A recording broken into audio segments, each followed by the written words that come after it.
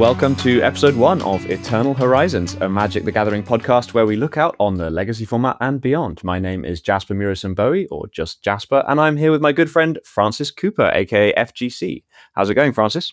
Yeah, it's going well, thank you. Nice sunny day in London?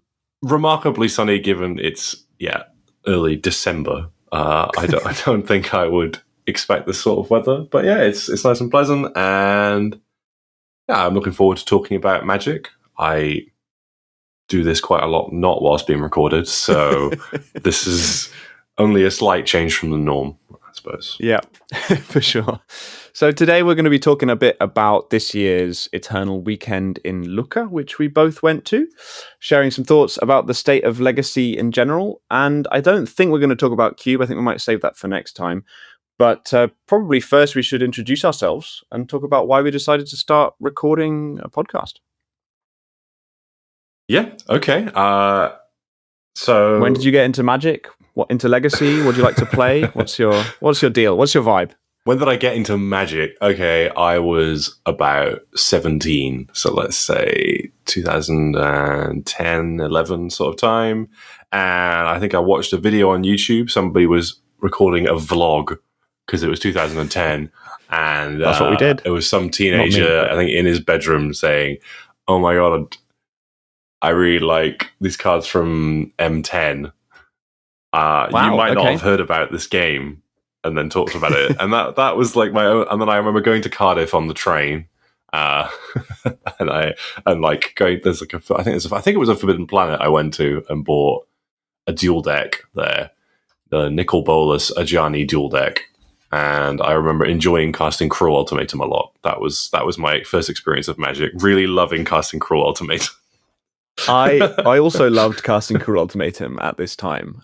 I think I'd started playing a little bit before that, but I was obsessed with Cruel Ultimatum because of Gab Nassif's Pro Tour Kyoto deck, I think it was. Yep. Yeah, 5-color control with Cruel Ultimatum. That card, has a very special place in my heart too. I didn't realize that was your intro to Magic. Well, it doesn't have a special place in my brother's heart. Who ended up having had Cruel Ultimatum cast against him a remarkably high percentage of games of Magic he's ever played, because he didn't play very many games of Magic, and all of them I had Cruel Ultimatum in my deck. Oh dear. Yeah, he was a very good sport about it. That's unfortunate for him. Well, yeah. So, yeah, I sort of played casually for a bit, and then when I went to university, there was a card shop between uni and my halls, so that was rather disruptive to my spending habits and my socializing habits. So yeah, played a lot of standard and draft and pre-releases and that sort of thing, and then eventually ended up getting into Legacy, and sort of from there really. So that was probably around 2014 when I bought my own Legacy decks, that sort of thing. Before that, I was borrowing things for a while. I remember playing my first Legacy event. I played what would have been called Dark Maverick, so like green white splashing black for like Deathrite Shaman. No, like just like Deathrite Shaman activation. Okay, just Deathrite, and maybe Abrupt Decay. I don't have the list or anything. I borrowed the deck from somebody. I turned up and was given it, and it had like one copy of Depths and one copy of Stage in it. Wow! And I remember playing against Tin Fins in round 1. Which was... How did that go? I got brutalized in game 1, and then Deathrite Shaman soloed both post-board games. Yeah, geez, I forget that, like, back then, you just had this graveyard, you had this main deck graveyard hate that just... Yeah. What about you? How did you get into Legacy? How did I get into Legacy? I don't know. I think I had been playing Magic again at that point, because I started playing Magic when I was still at school when I was a kid, and then I stopped because just like parties and stuff sounded more interesting.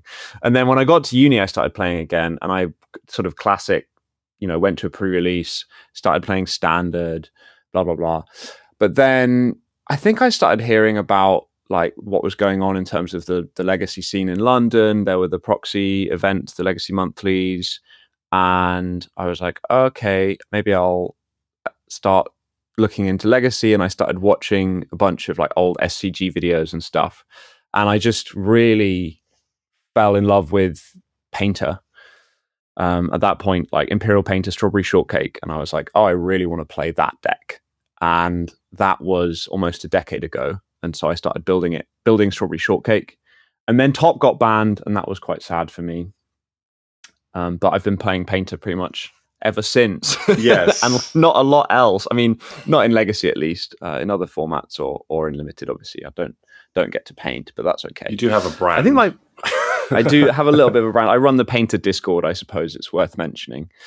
But the first ever Legacy deck that I registered was I borrowed Food Chain off somebody for an Axion Legacy event, and I played Food Chain in Legacy. And that was Cool fun. deck. I enjoyed that. Yeah. That was before I think built Painter, so I couldn't play Painter. But I just remember, like all those. Did you ever use that flowchart when you got into Legacy? Like, what deck should I play? Oh, I do remember that. Like, classic. I think it was on the source. There was a flowchart for it. It might have been shared around elsewhere, but I think there was one on the source where you'd alongside the what cards should be banned next with a bunch of cards from 2009 and so on. Nice.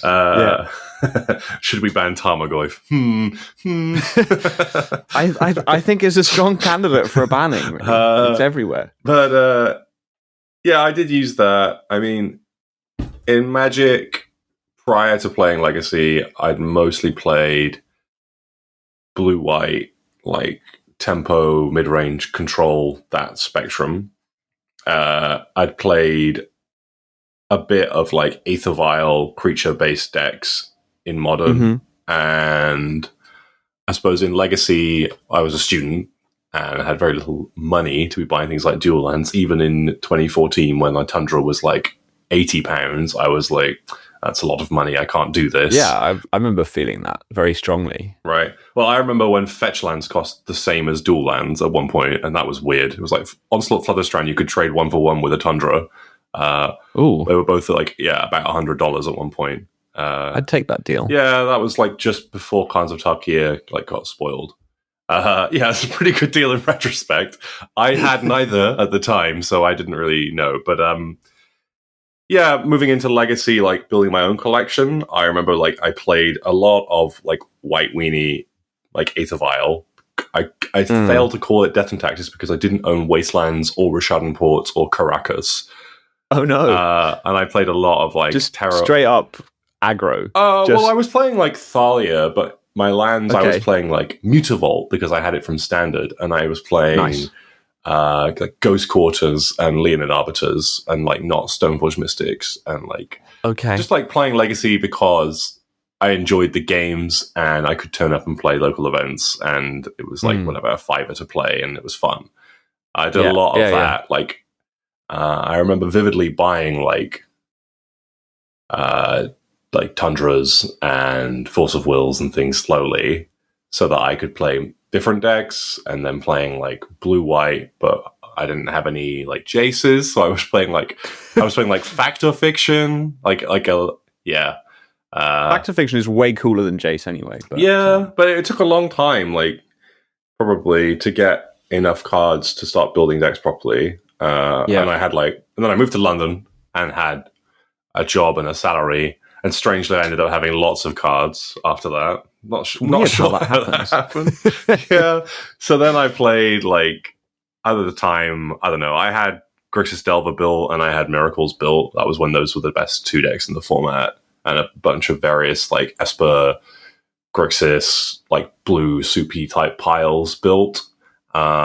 Which I think was mostly what I played for maybe 5 or 6 years. Just, like, different variants on fair blue Magic. I did play a lot of Miracles, I will say. Yeah, I was going to say, I remember you mostly playing Miracles. That was like when I started playing Legacy. Yes. And that would have been at the weeklies at Darksphere in the old Darksphere. Yeah, I reckon I must have played thousands of matches with Miracles. Like literally like pushing 5 figures. Pushing 6 figures of like ridiculous, like pushing 10,000 matches sort of thing, because I just used to go home and play Miracles every night on Magic Online. Like I had no money. I was like, I live in London, I'm on like a terrible salary, I can't do anything.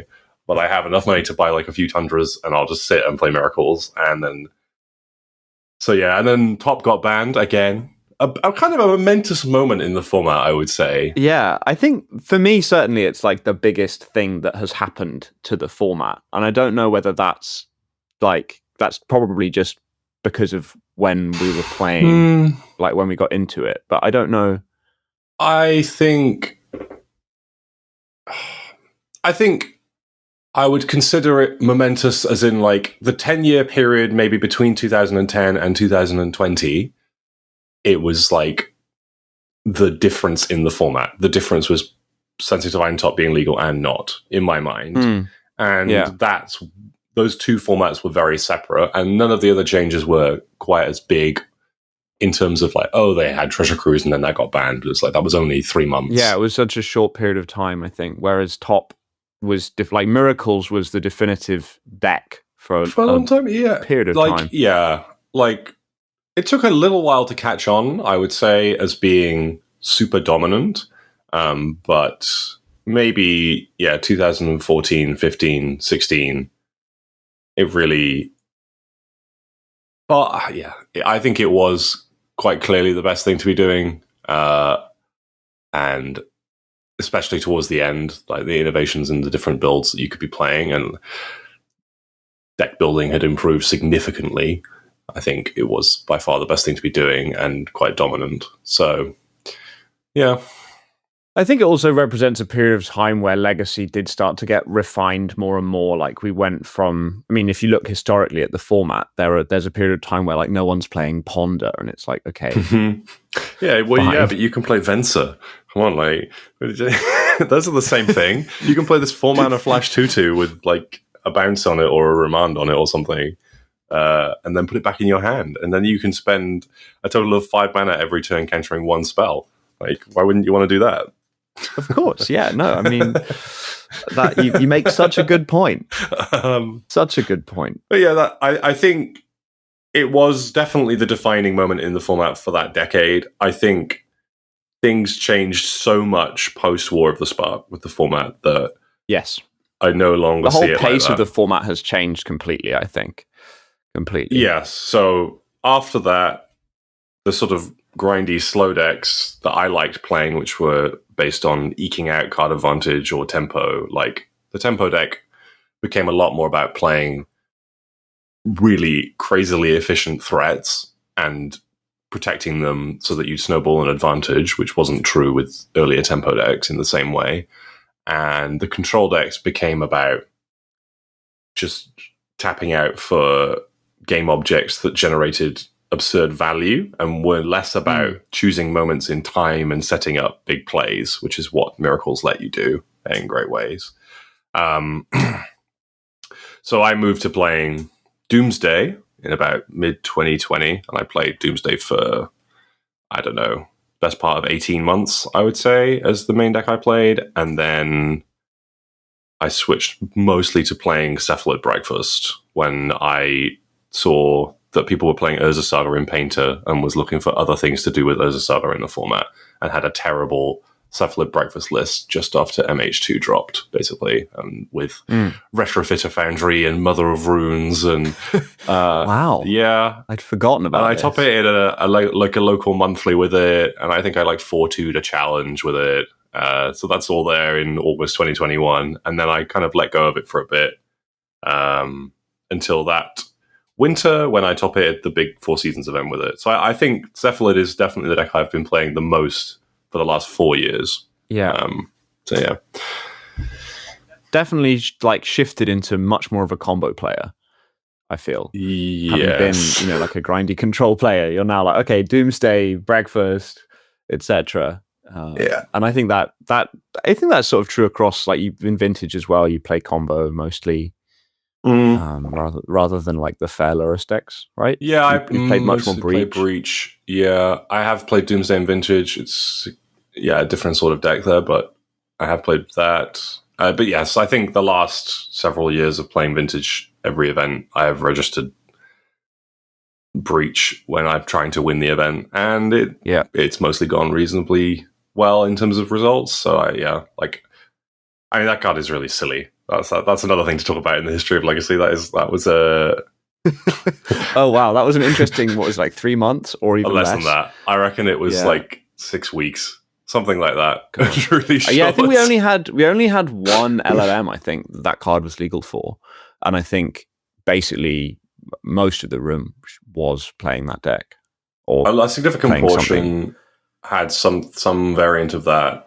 The main event I remember from that period was just before lockdown, and there was a team event Axiom were running, and Breach was legal in it. And I think Pete and Nick and Callum won the event, if I remember correctly. And I don't think Pete lost, like, I can't remember if it was a game or a match, but he won all of his rounds, like just playing Jeskai, I believe, like, yeah, Breach. I played Painter Breach, obviously, because that's what I do. But I thought that was also like, it wasn't just that I'm obsessed, which obviously I am, but I thought it was a reasonable thing to be doing in that, because you had a kill that wasn't going through the graveyard. Anyway, that was an interesting period in Legacy. Yeah, but I think that covers, I guess, how we both got into the format. Yeah. And I guess, So why are we recording a podcast? What are we doing here? For me, it's that we both talk about Magic quite a lot. Quite a lot, I would say. That's fair. And we figured, my perspective on this is just, one, I think it would be nice to have these conversations as a conversation instead of just a text chat. I enjoy that. Yeah, 100%. So there's a bit of, we can have these conversations. It can be recorded for posterity, and that's a nice thing to exist for us. But maybe also other people will find it enjoyable listening to us ramble. Fingers crossed. I don't know what your thoughts are on this. No, yeah, definitely. I think it's just also, for me, there's a great Legacy scene, I suppose, both. I mean, in London, we have a nice little scene, but online, there's a sort of Legacy space, and it feels like a fun thing to get to contribute a little bit to that. Mm-hmm. And yeah, I mean, we as you said, we talk about Magic a bunch. Like, why not put a microphone on and chat about it for a bit? And yeah, I mean, I think we'll probably do these probably every couple of weeks or so is what we're thinking. So yeah, I think the intent is that we do this fortnightly. I know that some people doing podcasts in the Legacy space record significantly more than that, as we were discussing in Italy. Yes. But, I think that's our good intent. We'd like to do it about that. Yes. Often.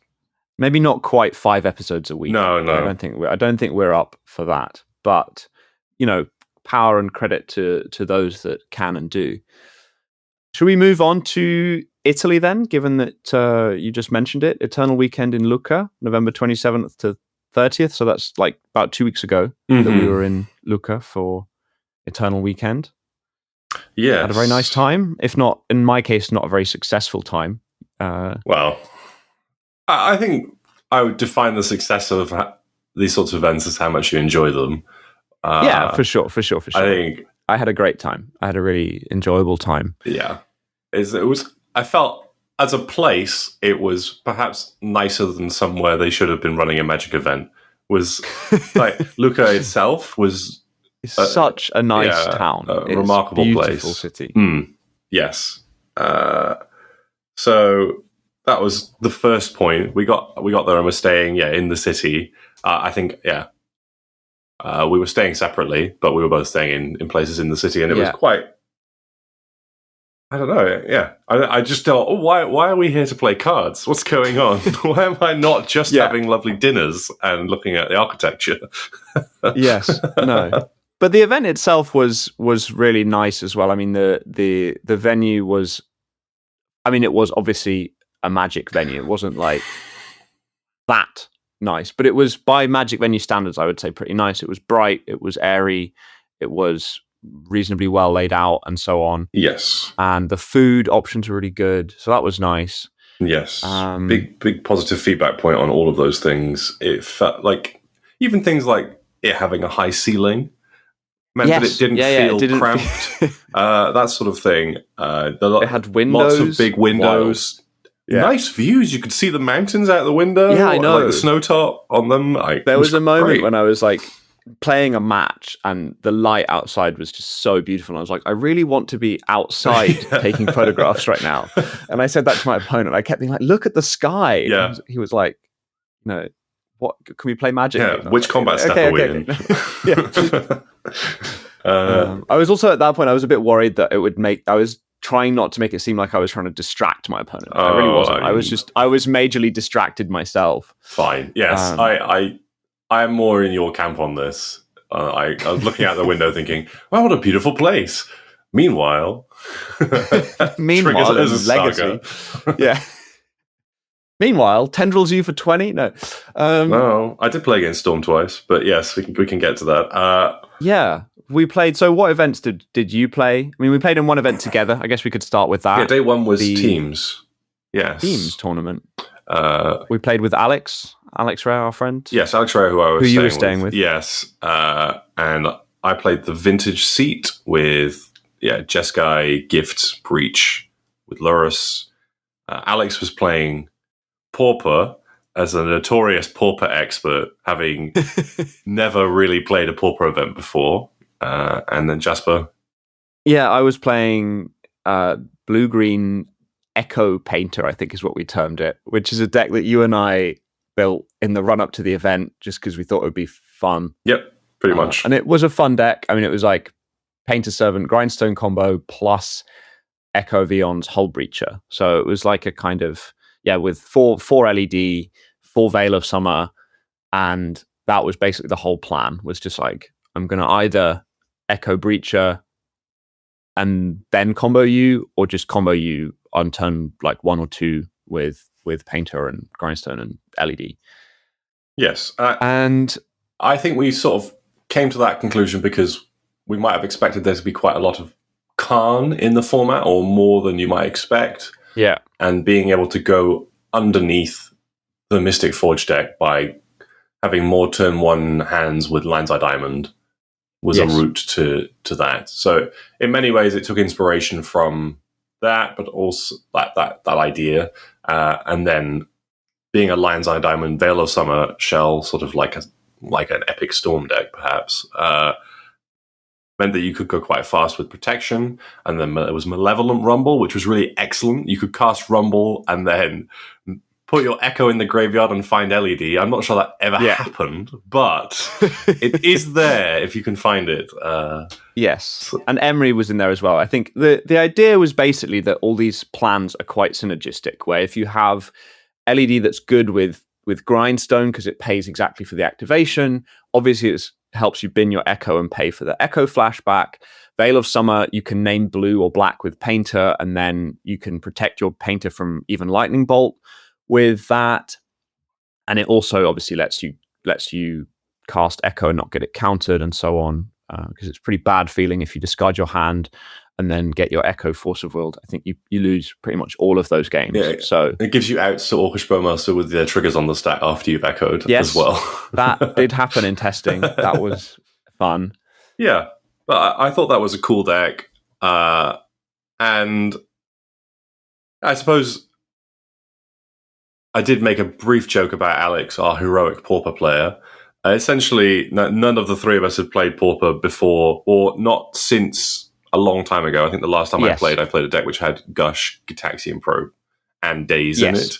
Yes, me too. Yeah. All three of those cards banned in Pauper? I think so, yes. Okay. I played Kiln Fiend with Team of Battle Range. Deck. Yeah. But I also played a lot of Mono Blue Delver when that was like... Yeah. So there are still... I mean, I would say that there's a Mono Blue Tempo deck which could play Delver, which is still one of the best decks in the format. Yes. But I played it with Gush. It no longer plays Spire Golem, or whatever that card was called. The Affinity for Islands 2/4 with flying. I played that. Yeah, I'm not surprised.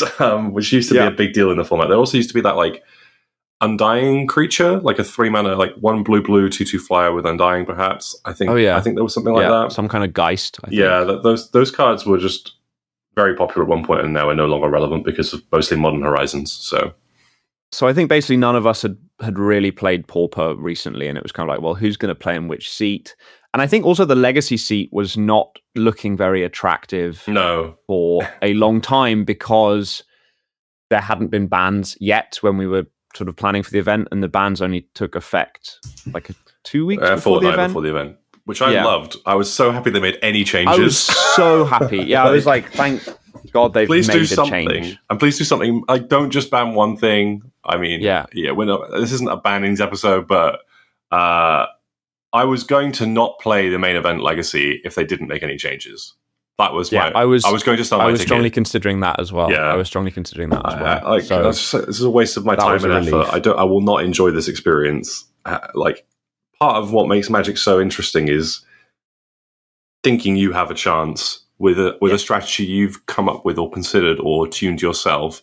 And it was so clear that things were sort of set and had been set for so long. So, the legacy seat was not attractive for that reason, I would say. Yeah. But then, so Alex heroically, as you said, volunteered for the pauper seat, and even more heroically, he basically carried our team. Certainly, I mean, you did some winning. I did very little winning. Alex did a lot of winning. Yeah. And so we ended up at 4-1-1 after an unintentional draw in the last round. Yes, we didn't. We unintentionally drew. And we came 6th, I think. I don't know how many teams there were, like 60 odd. Something like that. So we came just outside. The top 4 would get buys. We didn't, unfortunately, get a buy for the main event of our choosing. But we did come 6th, and we got some nice prize. We got €90 equivalent, 90 tickets each in that, which was pretty good, given that I think we each paid €20 entry. Yeah.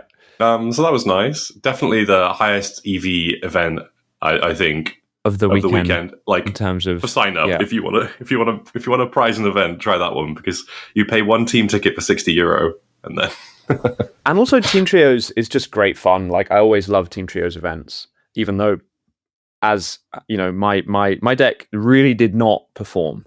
No. I went 1-3-1. Which is not like you. What are you doing there? I don't know. I don't know. There was just too much shuffling, too many echoes, too much shuffling. Yeah. And I think also, given that we lost the first round, like, on camera, quote unquote. I mean, not on stream because the event wasn't being covered, but there was a team that was filming their matches, which was the Card Market. Yeah, Card Market team featuring Andrea Mangucci. Which was a fun round 1 pairing. It was a fun round 1 pairing. So I think there will be a video coverage of that, of the Echo deck, I don't know if that's out. No, it's not. I don't know if that's out yet. Okay, fair enough. Well, look forward to that, because there was some very silly Echo turns. I think I cast Echo of Eons 3 or even 4 times in one turn during one of those games. Unfortunately, it didn't quite come together. You lost to Mengu, even though Alex did win his pauper match. He was playing. Have we mentioned what he was playing? He was playing mono green elves. I think we've not mentioned it. No. So he was playing elves. The deck decision there was, I think, we both tried decks out for pauper. The games all went on for too long, and we thought you might have a better chance of doing well if we just try and introduce the initiative as quickly as possible, and be the deck that's best set up for that. So that was, I think, the main decision point, and it went really well for us. So we thought the deck was quite good, actually. I think. Yeah. So I mean, Alex did very well, so that was a great choice. But yeah, you lost to Mengu, and I lost to Toralf, who was on some very strange, like, Goblin Welder coveted jewel deck. Yeah. With like Khans and stuff, and notorious Khan again, causing problems for noble painter player. Yes. Well, it is what it is. But that was a fun event. I enjoyed the teams. Yep, definitely. That was a good time. But it did put me off registering registering the blue-green Echo deck for the main event. Understandably. I think it was a bit dispiriting as an experience. Even though I think the reasoning for playing the deck was sound, and I think that it was just like variance ultimately. I kind of also I had just recorded an episode of a podcast all about the history of Painter, specifically mostly Red Painter, because Jack Kitchen was co-guesting on that. That's the painting by numbers podcast, which is out there, so that's worth a listen. It was good fun being on that, and I'd just been talking to Jack Kitchen so much about Shortcake. He's like probably the number one Shortcake player historically. He's done extremely well with that deck, and I just really had a desire to register proper old-fashioned Shortcake with Enlightened Tutor, and that's what I ended up registering for the main event. But before that, there was a vintage event that I didn't play in because I was in Lucca with my partner Amandine, and we decided that we would take a day off from the Magic stuff. They don't really play Magic. They have a little welcome deck that they enjoy playing from time to time, but they weren't playing in the event, and it was sort of a mixture of a trip for me to play the event and a holiday. So we decided to have a day. We wanted to go to Florence. Unfortunately, there was a train strike, so we didn't make it to Florence. Train and bus strike, so there was really no way to get really preventing you from going anywhere. But we had a lovely day in Lucca in the town, which, as we've already said, is such a beautiful place. So definitely that was a lovely day. But meanwhile, you were playing Vintage. Do you want to talk a little bit about how the Vintage went? Yeah. I mean, I love playing paper Vintage. It's obviously a privilege to play these sorts of events. Yes. Non-proxy Vintage is not very common, and rightfully so. But it is it is certainly an experience, and I love playing them.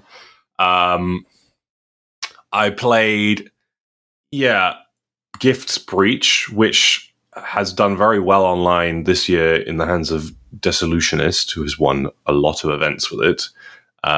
His build is often Grixis, often playing maybe an Ancient Grudge, so 4-color, which I did try playing perhaps in September when I was looking for lists to play at Eternal Weekend.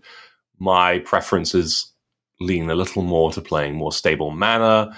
I wanted to consistently cast Lurrus more often. I think Dissolutionist build usually plays like 2 Underground Sea, a Petal, a Jet, and a Lotus that can cast Lurrus. Yeah. And I just thought that wasn't good enough.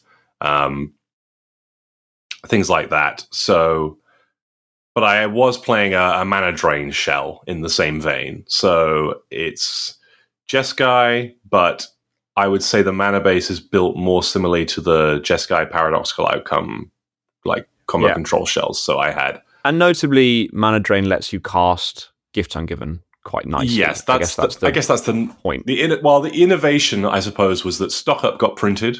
Stock Up was very popular in the format. Everybody's casting this 3-mana sorcery. Wouldn't it be great if I got 3 mana next turn and countered your spell? So mana drain became quite a lot stronger than it was previously. I think also maybe a long time ago, 15 years ago, mana drain might have been the dominant strategy in Vintage, or the big blue control combo shells, and then for a period in between there, an intervening period, the format was a lot about casting Gush or Preordain or Pitaxian Probe, and there were lots of sort of small incremental advantages where people were playing Spell Pierce and Pyroblast and Flusterstorm. Your threats were often very cheap. There was not really any space to take advantage of casting Drain. And now that tempo deck is sort of Lurrus Frog, and that deck plays a bunch of 2-mana spells, which are significantly better to drain than whatever Delver of Secrets was. Sure. So positionally, mana drain is much better, not just because of Stock Up. But yes, you're trying to cast drain, cast Gift Ungiven, and kill your opponent at the same turn. Yes. Or that next turn. Which I love. And you always have something to spend your mana on because you can always put Lurrus into your hand. So you never waste your mana. Which, so again, very fun. So that's what I was playing. We'll put a link to the list I played somewhere. Yes. I ended up doing quite well. I played against, notably, I played against 0 other Lurrus decks in the whole event. Really? I didn't realize this. I played 9 rounds. I AD'd the last round of that, and I none of my opponents revealed Lurrus to me, which I was so shocked at. And also, I think I'm pretty happy to play against the Lurrus decks, especially the fair ones, because post-board I have 4 Swords to Plowshares and Stock Up and all the fast mana and basic planes. I had all of these cards in my decks, and I was like, great, I can cut my Lotus Petal and whatever. I can shave a Breach and only get it with gifts if I want it, and that was my plan. But So I was very happy to play against the fair decks, but that didn't happen in the event. I played against, I think, Coveted Jewel 3 times. I played against 2 unpowered decks. One was Bug and one was Mono Black Scam. I played against Pro Tour winner on Oath of Druids, Samuele Estrati, who played Splinter Twin in the first Modern Pro Tour. I sat down to my round and I sat down. I was like, I know your name. And he was like, not from this. And I was looking at him and I was like, oh, you played Splinter Twin. Like, just off the top of my head. I didn't like look it up or anything. Just off the dome, you were like. He was like, yes, this is correct. Which is fun. That's great. I'm certainly missing something, but that's the sort of spread of matchups that I played against. And then in the last round I had a feature match in round 8 against Dredge, which unfortunately I lost, which meant I didn't make top 8. So as I'm going to explain, I went, was it 6-2-1 and came back something like 21st or something after ID in the last round. So I did end up getting a Trinosphere non-foil promo, but always a bit of a heartbreak to lose your winner in. But yeah, that was rough. Also because I don't think your feature match even got shown. It was over that quickly. Am I right in thinking that? It was pretty like it was brutal. Like the backup match, and they didn't end up like someone had, because I wasn't obviously at the venue, but someone had texted one of the group chats that we're in saying, "Oh, Francis is about to be on feature," and I was like waiting to watch the feature that you were going to be in, and then like news filtered through that you'd lost it too quickly, and like it just wasn't interesting. It wasn't really a match, right? Like it wasn't worth. I think he kept 6 in game 1 and 7 in game 2 with his bizarre deck. He was on the play, and I managed to navigate both games to a point where if I drew any action over a course of maybe 2 turns that I had time for, that he didn't have anything left, it was pretty clear to me. And I got lucky in not dying and giving myself another top deck. Like he didn't hit enough creeping shoals on one turn, that sort of thing. Right. But I just drew lands like both games, and he had exactly enough interaction to answer the 1 or 2 spells that I could cast that were relevant. I think in either game, if I'd drawn like a stock up or a gifts over the course of 2 or 3 turns, both games, probably more like 2. It is vintage, it's not, but I would have won that game. Yeah. And that's just how Magic works. But I just ended up with loads of mana, and it wasn't very interesting. And he was a lovely opponent, and very, very clear and concise about his play. And that's nice, especially when it's Dredge, because Dredge is a deck that they have to stack a lot of cards into various. I thanked him during the match. I was like, I appreciate how clear you're being. As you're destroying me, I appreciate how clear you're being. But it was nice. Nice. Yeah. And congratulations to him. But still, I mean, top 32 is still very great. It's a very, very good result. And obviously, once you'd, not made the winning in, but you still got the Trinosphere promo, which is indeed nice. Last year, I lost my winning in for the non-foil promo. So I was happy to get one this year. Right. Yeah. So, look, I was very happy with the deck. I think it's really excellent. It's really fun to play with all these really old cards as well. Like, getting to sleeve up Mana Drain and Gifts Ungiven is awesome. I have a huge soft spot for Gifts Ungiven. I remember playing it in Modern in like a really terrible like Gifts Ungiven plus Unburial Rites deck, where I think mostly you were Unburial Rightsing Elesh Norn. So that dates that deck. Like Solar Flare or like, gifts, control type decks. I remember playing those as well. Yeah, a long time ago. That was fun. That was a fun deck. So I love Gifts Ungiven. I didn't play Vintage, as I've already said. I think part of the decision, other than wanting to spend some nice time in beautiful Italy that didn't involve cardboard, I didn't, for various reasons, have much time to prepare for Eternal Weekend, and wasn't going to be able to borrow power this year in the way that I borrowed power last year. So I thought that we had some fun ideas for unpowered decks, and we did talk about that a little bit before the event, but in the end I just didn't have time to test anything to my satisfaction, so I didn't end up playing. But playing paper Vintage is always sweet, and I think that's true even if you're playing unpowered, because it's just they, as you say, they don't come around that often. Big Vintage events. I mean, how many players was it? Like 250 or something? It was I think, it was about, 245, 250. It was double the size of the previous year. It was a full 9-round event instead of 7 rounds. Like, it was great. I think there were quite a lot of unpowered players. Like last year, I didn't play against unpowered for a single round. This year, twice. My second unpowered opponent, who was on Scam, also made top 32. He also went 6-2-1 after I beat him. Very nice. Yeah, so that was great because I got to see him and I was like, "Hey, you did it! You're here as well!" Yeah, sweet. Yeah, you only have Grief and Doughty Voidwalker in your deck, and you so. Yeah, I mean, Scam seems to be the way to go. Unpowered, I would guess. I don't know if any other unpowered decks made top 32, but our friend Jamie top 32'd with unpowered Scam last year. I think so. And then the other unpowered player I played against in the first round, he lost his winning in last year with an unpowered deck, with unpowered Bug, but not Bug Lurus, but Bug with Spirit Guides and Oko, but mid range, that sort of deck. So yeah, I think that they're probably better choices than people give them credit for. The Scam deck as a strategy is certainly powerful. Doesn't benefit much from having more power.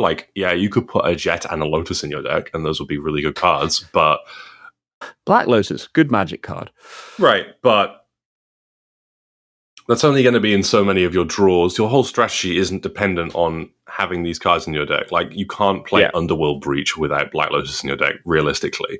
No. I mean, you could play the Lions of Diamond and the Lotus Petal, but you're really hamstringing yourself, sort of thing. Yes, absolutely. Also, because those lines are just less good combo lines. It's not like you're replacing. It's not like you're just losing 1 out of 3 cards that combo and reducing your frequency of drawing them, but you're also losing the best version of the combo. And I think that's too expensive as a thing to give up on. The ideas that we were talking about were much more revolving around cards like Tezzeret, Cruel Captain, and Vexing Bauble. There's some important context here, which is that because you want to play Painter Servant, which is certainly a vintage playable card, but Painter Servant usually lives inside an artifact shell, and the artifacts are the other cards that we're missing. So you have to get quite creative, I would say.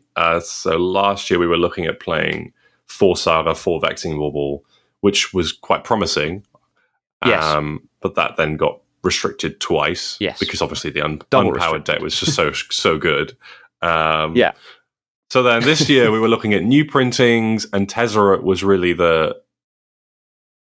standout, I would say, of printings that would enable consistency and power inside the unpowered Painter shell.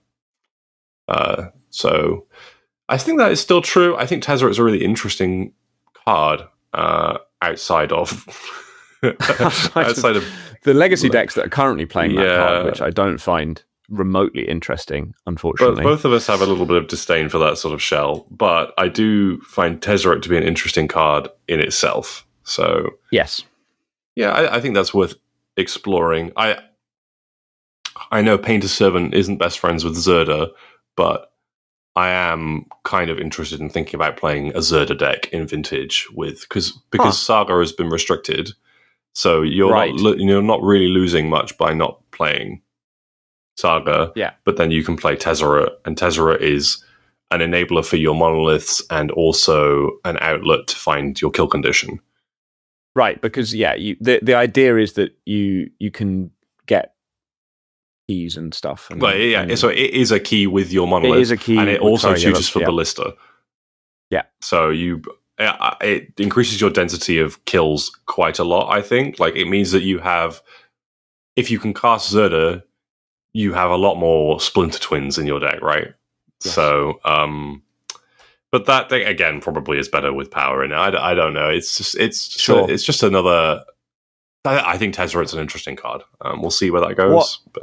The other option that we were talking about was a Blood Moon deck, basically, which is actually what I registered in Vintage last year, but with power. I was playing a Blood Moon stroke Goblin Welder stroke Tinker stroke Painter deck.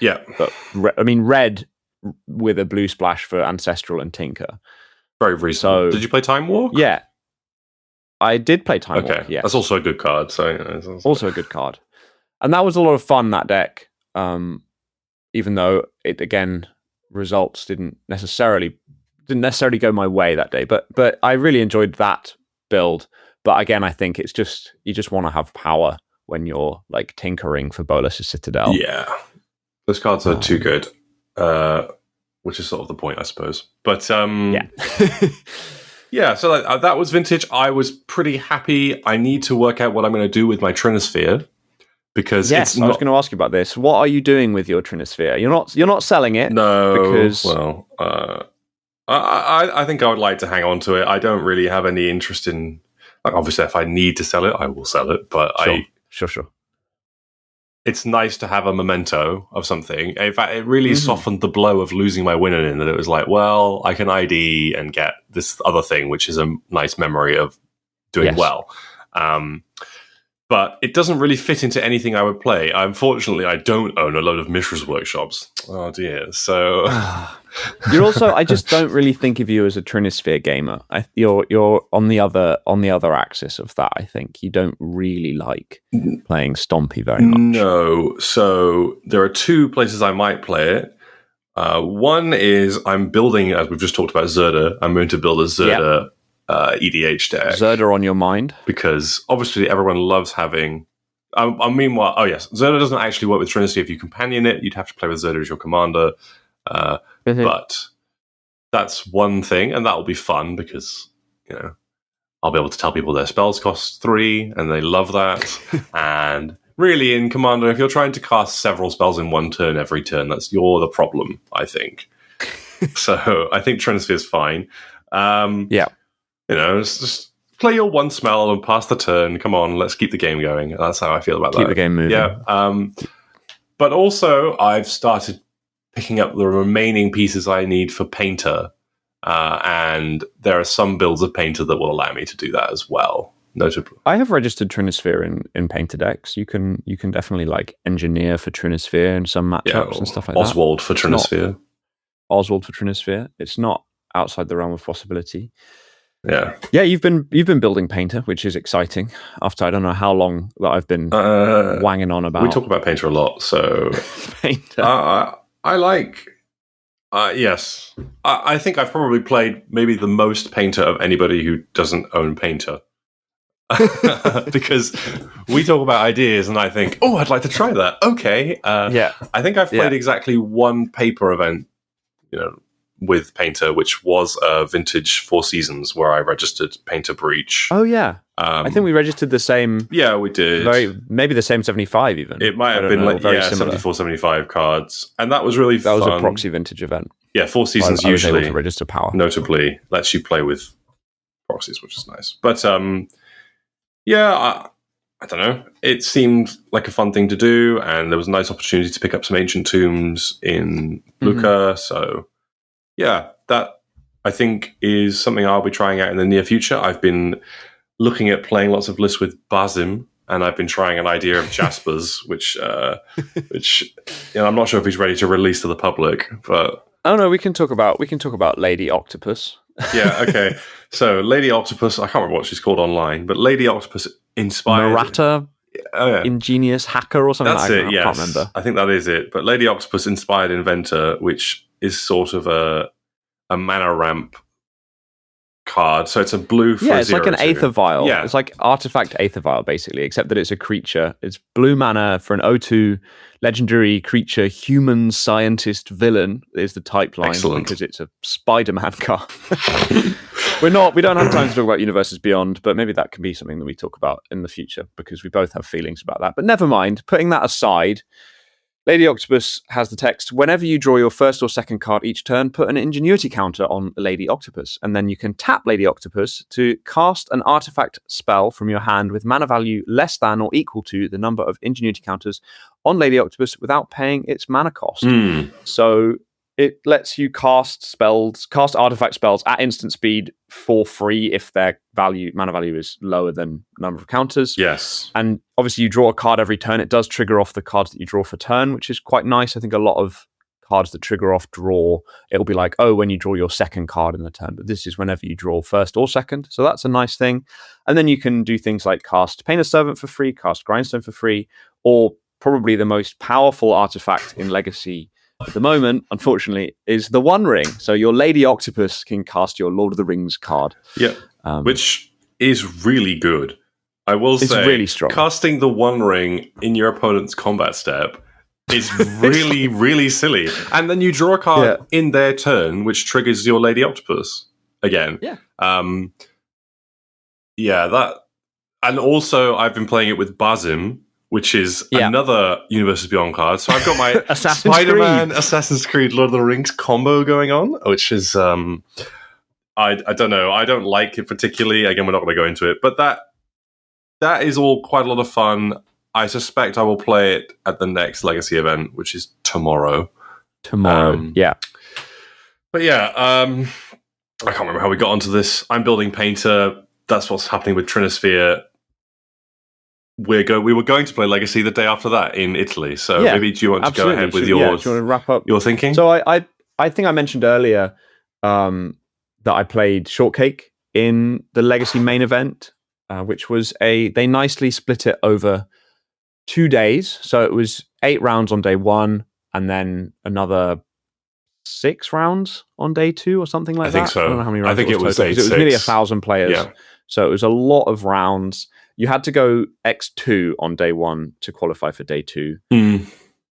And I played Shortcake because I had this. And also I felt like Shortcake was a reasonable... Strawberry Shortcake is a red-white painter deck, and I was playing a version with 8 copies of Red Blast / Pyroblast. So I felt like that was like a reasonable choice into a field where there was going to be a bunch of blue-based tempo, blue-black and blue-red, and there was going to be a bunch of Karn stuff, and Painter on blue and Red Blast is probably the cleanest answer to Karn that a Painter deck can reasonably play. So it just felt like, okay, well, and also the blue post deck obviously has blue spells in it anyway. So there's just, Legacy is always a very blue format, so Red Blast is pretty good.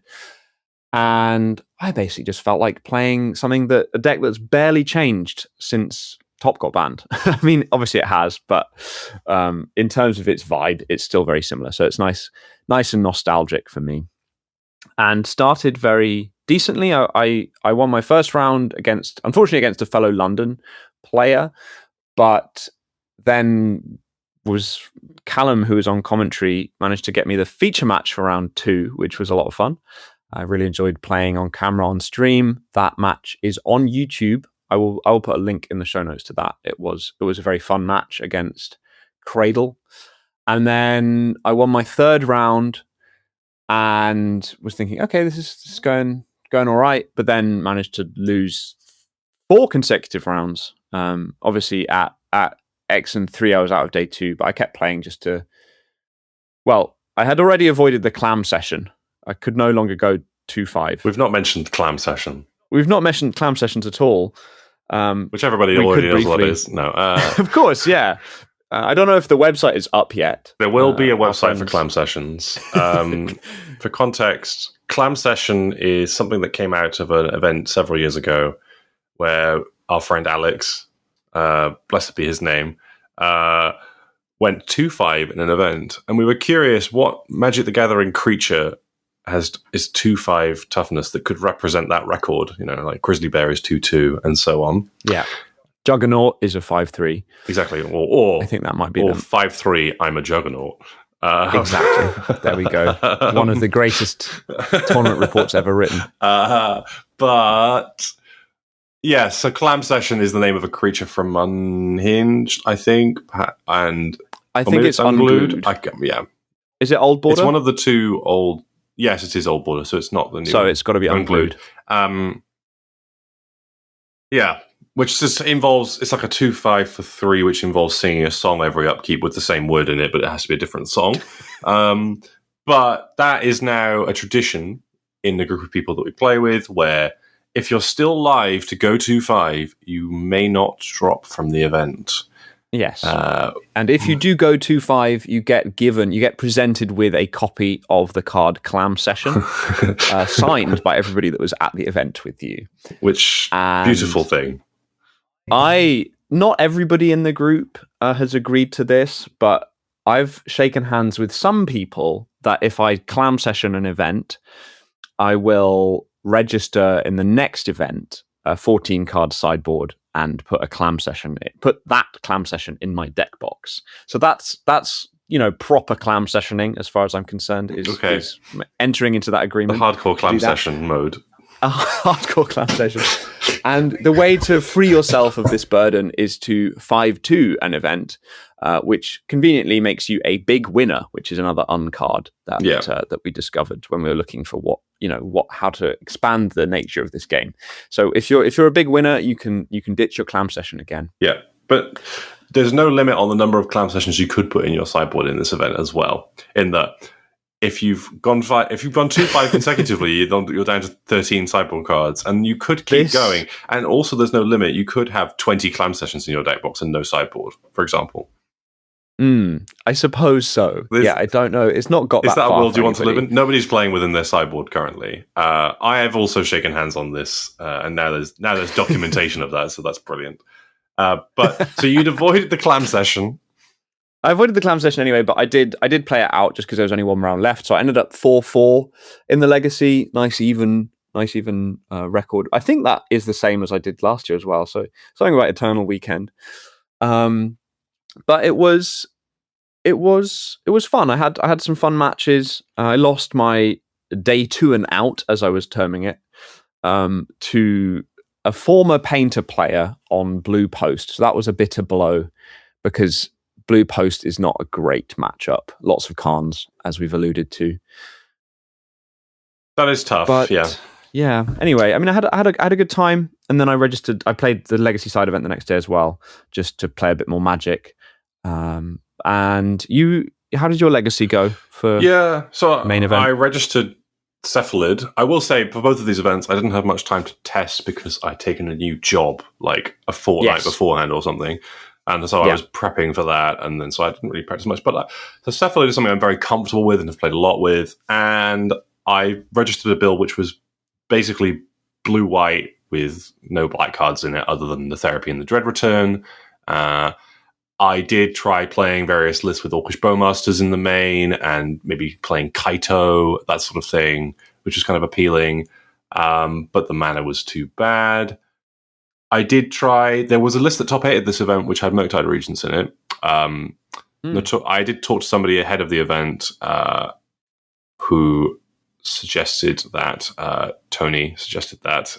not Tony Scaponi, different Tony, but Anthony was suggesting that.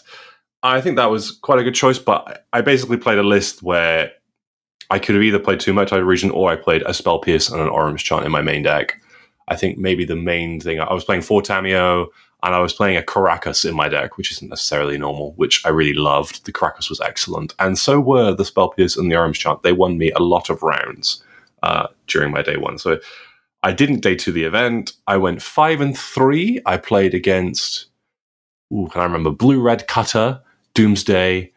I played against... Ant, like Storm, Beseech Storm. Vincent was playing that. I remember he's played in London in a pre-Innistrad event before. It was lovely to meet him again.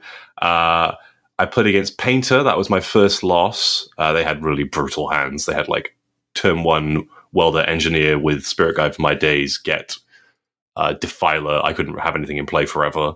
And then game 2, I mulliganed and kept a 1 island hand with a Tameo and a Force, and they went Blood Moon, and then I forced it, and then they went Blood Moon again.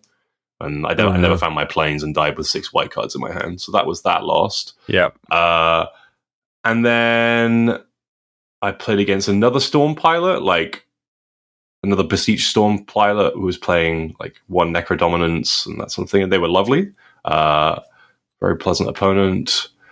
I can't remember everything. And then my loss basically for day 2 and in was the round before last. I played against Omnitel, and that basically game 3 came down to they attacked me with an Emrakul. I surveilled, saw a Caracas. I had a Tameo in play. I was feeling quite good about it. I drew the Caracas the Emrakul. I passed with Caracas with that Tameo on 8, thinking I'm going to win next turn. I'm going to combo kill you, like Ultimate and Splinter Twin you with Cephalid. And then they like peeled Show and Tell Omniscience Emrakul. And I was just like, okay, great. we're done then. So that was that, and then I played against a really pleasant lands player in the last round. We had a really good match, actually. That was just really enjoyable, and they were really nice. That's so nice. I went 5-3. It was 5-3. I'm a juggernaut, and I had a good time. I really enjoyed playing. The format was noticeably better to play than it was a month prior, I would say. So, yeah. 4/4, I'm a master core is what I just. Well, at least it rhymes. That's pretty good. That's true. It's a cool card. That's a big one. That's a cool card. Yeah, I guess I was happy with my choice and wouldn't have made any changes. Again, I assume we'll put the list in the description of what we played. Yes. I highly recommend playing the list. I was very comfortable with it. Jasper, you did mention what you were doing on the Sunday, so I wasn't playing day 2. I played the pre-modern event, and I was absolutely knackered. We spent Saturday cubing, and then I think you went out, and I didn't go out, but I was still very tired. Yes. My stamina is not brilliant, so I went out with Callum and Claude and Pete, and we went to an Irish pub. Well, we went to a nice bar. That was fun with fancy cocktails. We had a nice fancy cocktail, and then we went to an Irish pub to get some Guinnesses in, and we split the G a few times, or attempted to split the G a few times. I don't think anyone was successful. It gets harder and harder. But we had the more you drink. That was a very fun evening, and I didn't get home until I think after 3 a.m. So, yeah, thankfully the Legacy Side event didn't start till midday. But I think if I'd been playing the pre-modern, I would also have been very knackered. Yeah, I didn't go out, but I was very tired after. Well, this would be the 4th day of full day of Magic.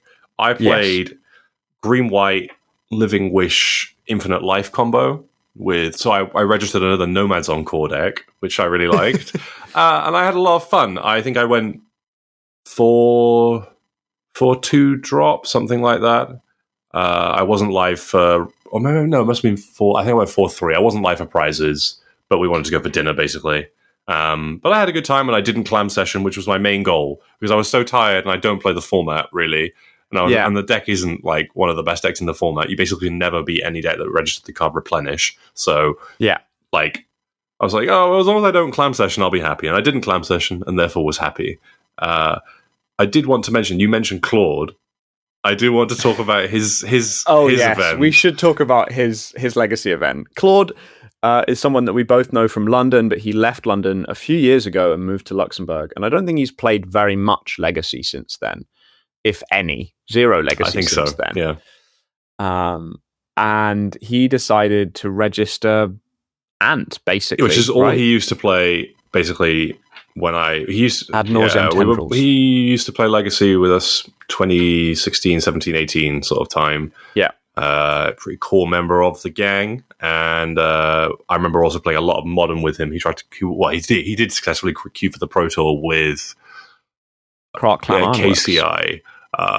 So I remember playing a lot of Blue-White Control versus KCI with him in pubs in London. Nice. But very, very good player and very good Storm player, and successfully day 2 this event after playing no Legacy basically for 6-7 years with Ant, which I thought was amazing. which also, it's not a very well-positioned deck in the format right now, I wouldn't say. Well, there's not many people playing Ant. Yeah, it's not very... I could suggest that it's underexplored, perhaps, but maybe, it's not viewed as a very good deck or very played. It's quite a niche now, I would say. Whereas historically, it was the combo deck. It was the Storm deck for, I don't know, several years at one point, competing with the Epic Storm, and for a while was, I think, slightly ahead of it. So, but he notably couldn't play enough rounds on day 2 to lock in his wins. Yeah. So he dropped. He was committed to dropping, I think, either after round 3 of day 2 or round 4 or something like that. Yeah, so he was there just to dream crush other people because he was live for promo and then dropped after beating somebody, which I thought was just he's dropped. That was quite funny, but he had to go do work. So shout out to Claude if you're listening. Probably not. But, and this was after he was at the pub until 3. So yeah, he's a Stone Cold crusher. He is very good. Absolute crusher. And it was great to see him. And it was great to see I had such a nice time overall over the weekend. It was great to see so many familiar faces and just hang out and Yeah. talk, play Magic. Big props to everybody. Really nice. Yeah, it was lovely to see everybody. It was lovely to meet people who'd flown in.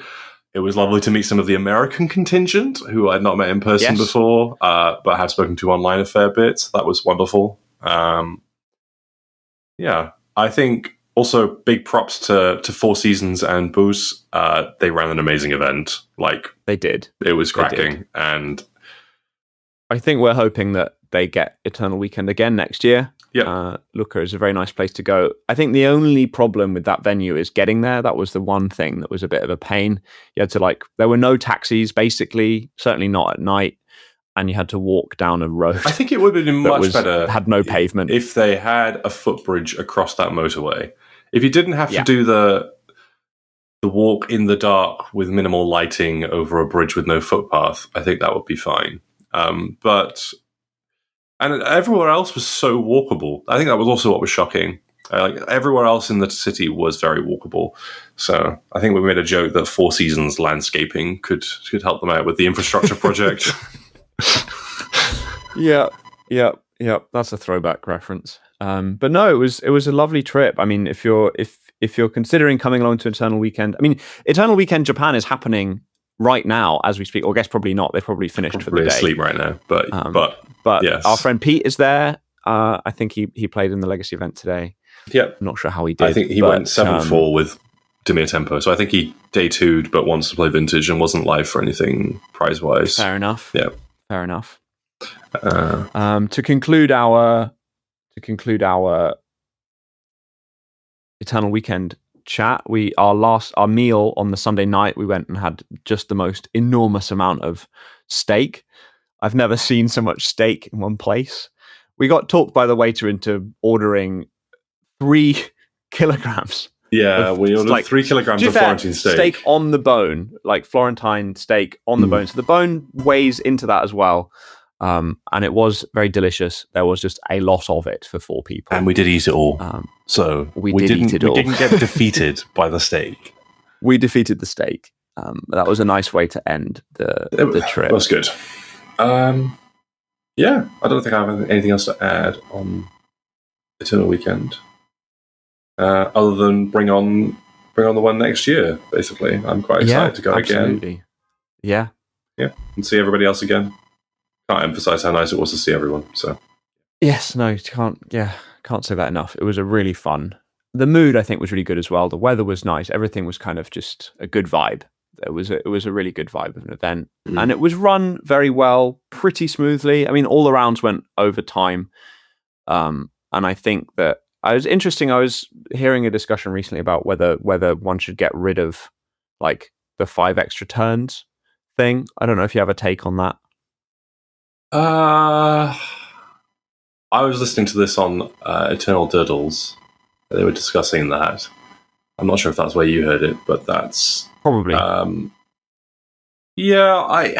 That's tricky because I suppose it would make rounds shorter, but I think it would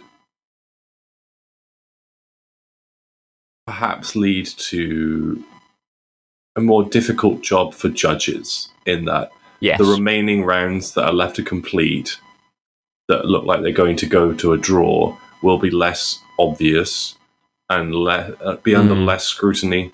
And I think there would be more collusion or disagreement or argument because of that, which, really the solution is get rid of people who are assholes.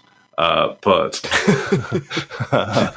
notoriously easy to implement that one. Yes, absolutely. Or people who want to abuse systems, people who want to slow play. All of you can get lost, in my opinion. I think that would solve the problem. But obviously, that's not something that can actually be implemented. So I think it's a tricky thing, right? Where maybe you could have timed extra turns, but then you sort of run into the same thing. It's just that what tends to happen is that time is called, and then you've got 5 turns total to play, but then the match slows to a crawl, and those 5 turns can take 15-20 minutes, 10 minutes, or 20 minutes, or and it's just that really does slow down events of this scale. You might as well man top, in a small event, but Might as well unban top. Yeah, I agree. did take a photograph of the round timer at one point, and it was like half an hour over, and I was like considering posting it with a quote of like, "So when are we freeing top?" Yeah, because like nothing's changed; it's exactly the same. I mean, really, I think. Well, if we're going to talk about that, we'd have to talk about banning glaring flesh raker, I think, but.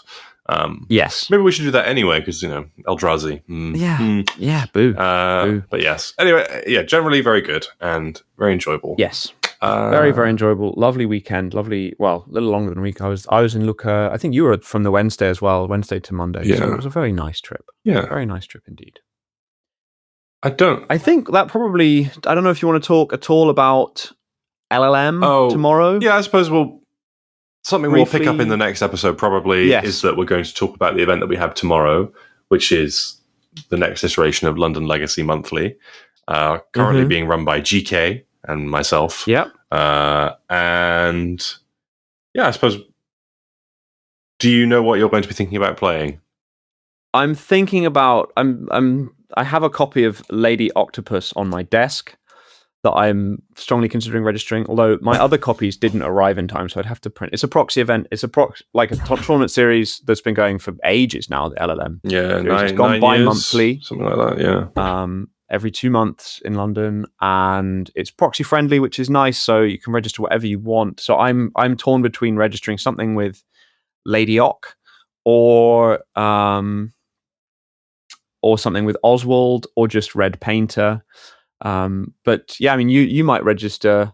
It's very likely I will be registering Lady Octopus. I have a backup deck in case I'm buying painters and grindstones at the event if the person turns up to sell them to me. But if they don't, then I will. I can bring you some. Oh, okay. Well, that solves without that problem, any then. issues. I'm only missing those cards. Yeah. So okay, great. I will bring those for you, and then you can definitely pay that. I think I don't know if I'll register the exact same 75 as you. Probably You're on not. A blue-black version. I'm going to be casting Baleful Strikes at instant speed, and that does seem very good. Also, it triggers Lady Ock. So if you get Lady Ock to 2 counters, then you cast Strix in their turn. She goes up to 3. Whoa. Then you untap, get 4, and can cast a ring. It's like... Whoa. Yeah, that's very compelling. And I think the other reason to play black is that the sideboard cards are great. Like, you get to play, like, Toxic Deluge and... Yes. And, like, actual I'm playing removal, Fatal Push in my deck now. Yeah. That's also been quite good. And Orcish Bowmasters. More Universes Beyond cards. But it's... Yeah, I think that's what I will play tomorrow. I am uncertain of the performance. My testing online has been quite mixed, but... Very mixed. I think it's... The testing that I've done online. I think it's just... it's certainly an underdeveloped strategy, the Lady Octopus deck. So...